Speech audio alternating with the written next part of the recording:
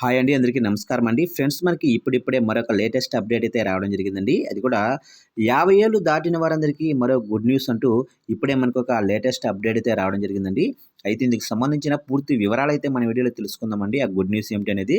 Video మాత్రం ఎక్కడా skip చేయకుండా చూడండి ఫ్రెండ్స్. అప్పుడే మనకి పూర్తి సమాచారం అయితే తెలుస్తుంది.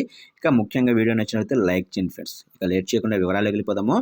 ఫ్రెండ్స్ నాది ఒక చిన్న రిక్వెస్ట్ ఫ్రెండ్స్. ఇంతవరకు మన ఛానల్‌ని ఇంకా ఎవరైతే సబ్స్క్రైబ్ అయితే చేసుకోకపోతే సబ్స్క్రైబ్ అయితే చేసుకోండి.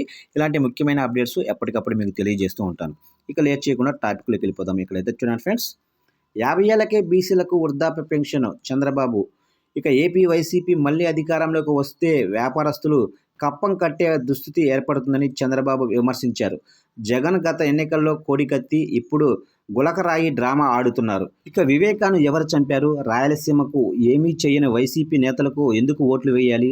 ఇక మా ప్రభుత్వం వచ్చాక 50 ఏళ్లకే బీసీలకు వృద్ధాప్య పెన్షన్ ఇస్తాము.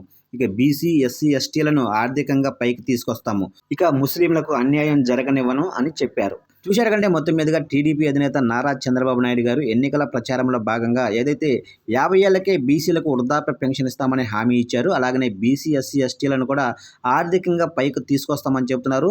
ఇక ముస్లింలకు కూడా అన్యాయం జరగనివ్వమని కీలక హామీలు అయితే ఇస్తున్నట్లుగా తెలుస్తుంది ఫ్రెండ్స్. మరి దీనికి సంబంధించి మీరేమంటారో కామెంట్ సెక్షన్లో కామెంట్ అయితే చేయండి ఫ్రెండ్స్.